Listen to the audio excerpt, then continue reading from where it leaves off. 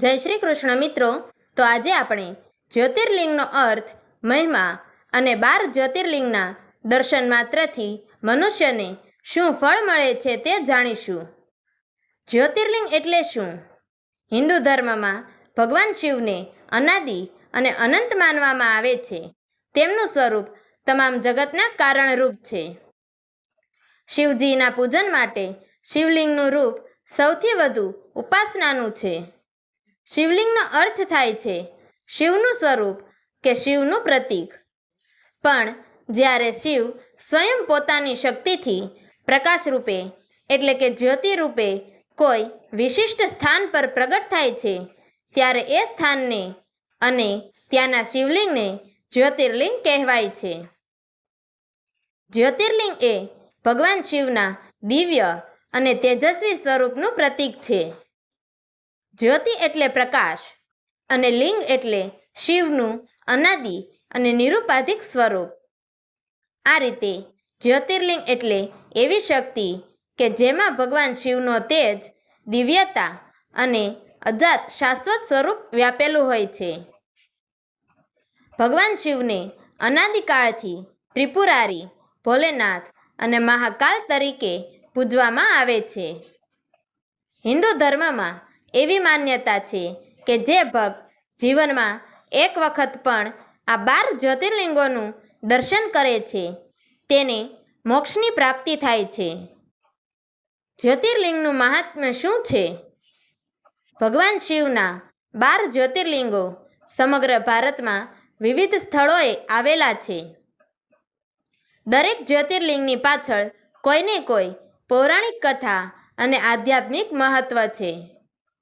આ 12 જ્યોતિર્લિંગના નામ છે સોમનાથ, નાગેશ્વર, મહાકાલેશ્વર, મલ્લિકાર્જુન, ભીમાશંકર, ઓમકારેશ્વર, કેદારનાથ, વિશ્વનાથ, ત્રંબકેશ્વર, ધૃષ્ણેશ્વર, રામેશ્વરમ, વૈદ્યનાથ। આ બધા જ્યોતિર્લિંગો શિવ ભક્તિનો એક અગમ્ય, અપાર અને અદ્ભુત સ્ત્રોત છે। શાસ્ત્રોમાં પણ એવો ઉલ્લેખ મળે છે કે કોઈ પણ ભક્ત જે સહસ્ત્રવાર પવિત્ર કૃત્ય કરે છે એવું પુણ્ય માત્ર એકવાર પણ જ્યોતિર્લિંગના દર્શનથી પ્રાપ્ત કરી શકે છે। તેથી જ જ્યોતિર્લિંગના દર્શનને ઉત્તમ યાત્રા માનવામાં આવે છે।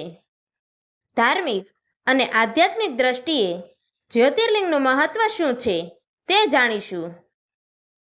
એવું માનવામાં આવે છે કે જે ભક્ત જીવનમાં એકવાર પણ સાચી શ્રદ્ધા ભાવે જ્યોતિર્લિંગોના દર્શન કરે છે તેને જન્મ મૃત્યુના ચક્રમાંથી મુક્તિ મળે છે અને અંતે મોક્ષ પ્રાપ્ત થાય છે।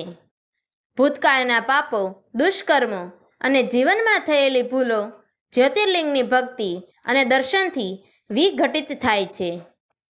જ્યોતિર્લિંગ પાસે જઈને જે શાંતિની અનુભૂતિ થાય છે તે આત્માને શાંત કરે છે, ચિંતાઓ દૂર કરે છે અને જીવનમાં તૃપ્તિનો અનુભવ કરાવે છે।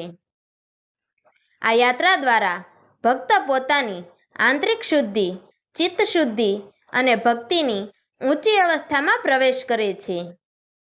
તો હવે આપણે જાણીશું કે જ્યોતિર્લિંગના દર્શન કરવાથી મનુષ્યને શું ફળ મળે છે। હિન્દુ ગ્રંથોમાં વર્ણવાયું છે કે દરેક જ્યોતિર્લિંગની મુલાકાત લેવી એ જીવનનું પવિત્ર ધ્યેય છે। કેટલાક લોકો સમગ્ર જીવન દરમિયાન બધા 12 જ્યોતિર્લિંગોનું દર્શન કરવાનો સંકલ્પ લે છે। 12 જ્યોતિર્લિંગનું દર્શન કરવાથી આધ્યાત્મિક ઉન્નતિ માટે પથ આપે છે, જીવનમાં ધૈર્ય, ભક્તિ અને સદાચાર લાવે છે, શિવજીનો આશીર્વાદ પ્રાપ્ત થાય છે, જીવનમાં સુખ, શાંતિ અને સમૃદ્ધિ મળે છે। આમ જ્યોતિર્લિંગ એ માત્ર શિવલિંગ નહીં પરંતુ તેજ, તપ, તત્વ અને તત્વજ્ઞાનનું પ્રતીક છે। આ પવિત્ર સ્થાનો એ જીવાત્માને પરમાત્મા તરફ લઈ જતી માર્ગદર્શિકા સમાન છે। ભક્તિથી, શ્રદ્ધાથી અને સત્યનિષ્ઠાથી જે આ જ્યોતિર્લિંગોની યાત્રા કરે છે તેને ભગવાન શિવના દર્શન તો મળે જ છે પરંતુ જીવના સર્વ દુઃખોનો અંત આવે છે અને જીવનના પરમ લક્ષ્ય મોક્ષની પ્રાપ્તિ થાય છે. તો આવતીકાલના વિડીયોમાં આપણે પ્રથમ જ્યોતિર્લિંગ સોમનાથ મહાદેવ મંદિરનો ઇતિહાસ અને સોમનાથ જ્યોતિર્લિંગની સ્થાપના કેવી રીતે થઈ હતી તે વિશે જાણીશું.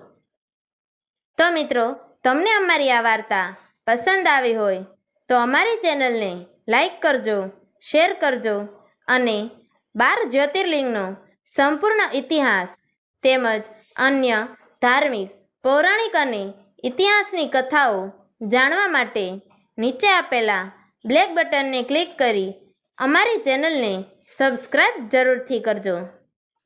તો મિત્રો, અમારી આ વાર્તાને છેલ્લે સુધી સાંભળવા માટે તમારો ખૂબ ખૂબ ધન્યવાદ. જય શ્રી કૃષ્ણ. હર હર મહાદેવ.